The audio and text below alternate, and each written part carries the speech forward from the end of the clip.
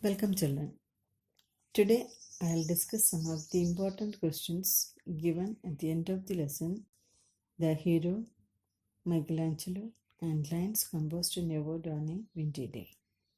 I'll start with the hero. Now, question number 1, 2, you can do yourselves. That is the poem, reference to context, and so on. That you can do. Then, question number 3. How do you know that the incidents described only happen in the boy's imagination? Why do you think the boy imagines such a dangerous situation? 2 parts are there, so you will write the answer in 2 paragraphs. So, first part. How do you know that the incidents described only happen in the boy's imagination? Answer you can write like this. In the first line of the poem itself, the boy tells his mother to imagine that they are passing through a strange countryside. Moreover, in the final few lines of the poem, where the boy reveals his lack of sense of fulfillment with the happenings of daily life, reveals the fact that he has imagined all the dangerous situations described earlier in the poem. And the second part, why do you think the boy imagines such a dangerous situation?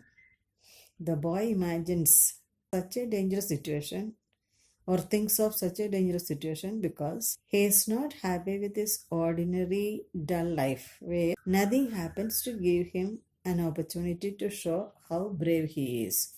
There is no opportunity for him to show that he is also a brave boy.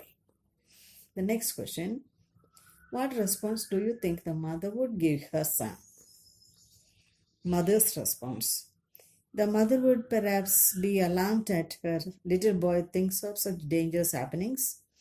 She would also shower him with her love and indulge him to think that he is indeed very brave. She would also understand that it is a child's imagination of adventure that her son is expressing to her.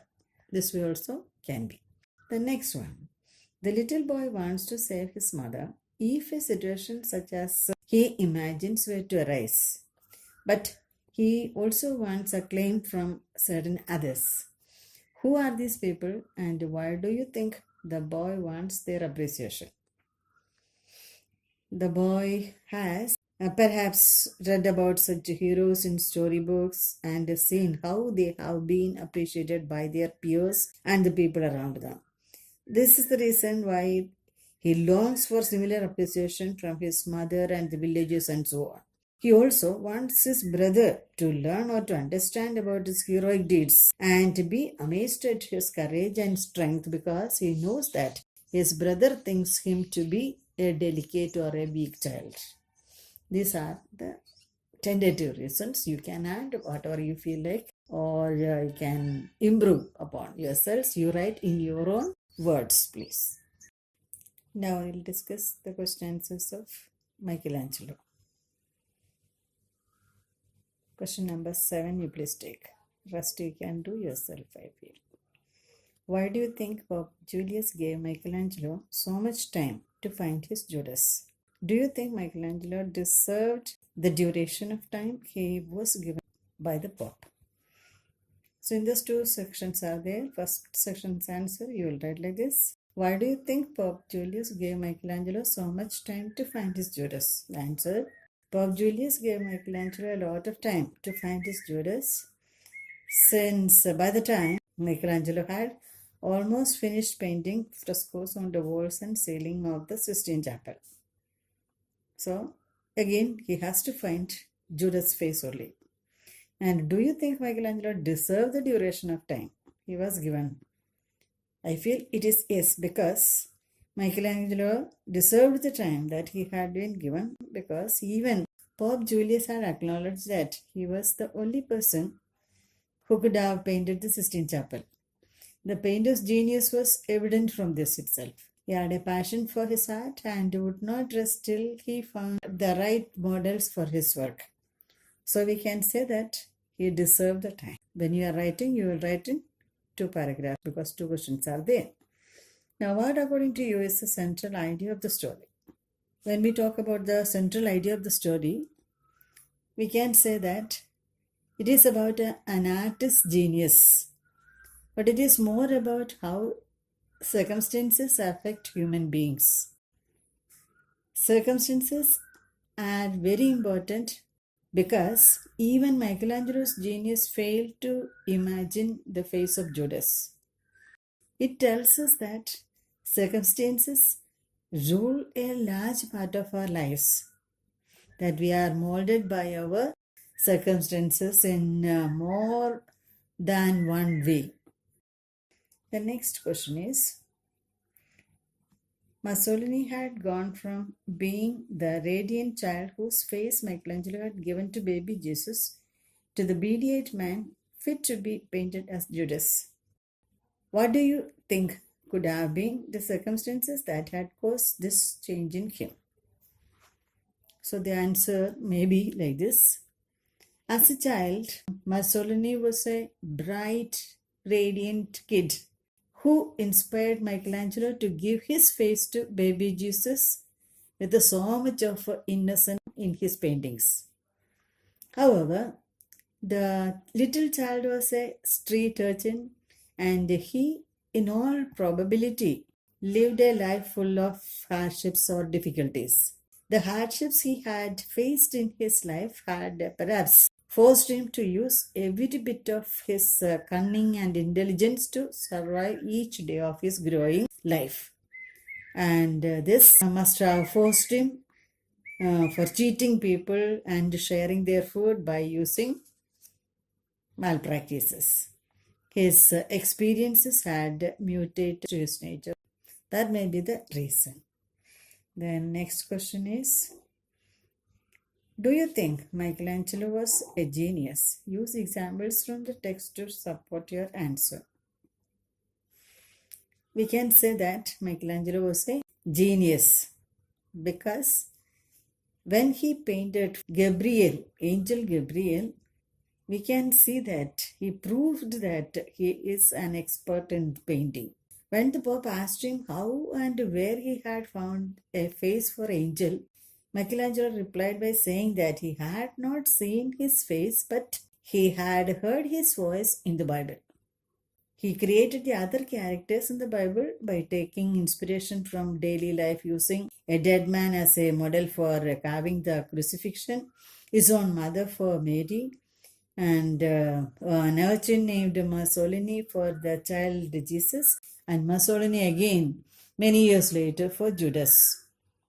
His genius was in finding inspiration from very real people to draw out the characters for his art. So we can say that he is really a very efficient and talented person. Now, we will discuss lines composed in a wood on a windy day. Reference to context you will do. Question number 3. Describe the rapture of the earth. Rapture means feeling of extreme pleasure and happiness. Happiness of the earth you have to explain. The rapture of the earth includes the withered grass that is shining and swaying with the wind as if woken up from death. The trees are tossing their branches. The dead leaves are rustling and dancing. The white clouds are hurrying across the skies. The waves in the ocean are lashing and the foam is billowing. It is as if suddenly the earth has come alive and is welcoming the change in weather and the wonderful wind. Now, question number 4. What sounds are mentioned in the poem? The sounds mentioned in the poem include roaring of wind, lashing of waves, rustling of leaves, trees swishing and swaying, and roar of thunder. The sounds mentioned in the poem include roaring of wind, lashing of waves, rustling of leaves, trees swishing and swaying, and the roar of thunder. Now, next question is, which words and phrases evoke the turbulence of the ocean? The words and phrases that evoke the turbulence of the ocean include ocean is lashing, foam of its billows, whirlwind of spray, proud waves dashing, wild roar of thunder, etc. are examples. Now, if you had to give an alternative title for the poem, what would it be? Give reasons for your answer. In my opinion, we can give the title On the Wings of the Wind. You can give any title according to your imagination. Now, the reason. This is mainly because the whole of nature and the poet herself seem to be brightened up or cheered by the wind. That's why I prefer to give this title. You can write in your own way. Your opinion you can express. Now give examples to show how the poet's mood is reflected in nature. How the poet's mood is reflected. So in the poem we can see throughout the poem, the poet describes her mood using various images from nature. Wild wind represents how she feels because of the advent of the storm, and the way the earth and the sea move and sway show how her very being is affected by the wind. The shining grass, the swinging bare branches of trees, and the dancing leaves on the ground can be interpreted as representations of the state of mind that she is in. The movement of the sea water also shows that the poet is rejoicing. Make sure all of you will write these question answers in your copy and will learn it. Learn the poem The Hero by heart. Okay, children?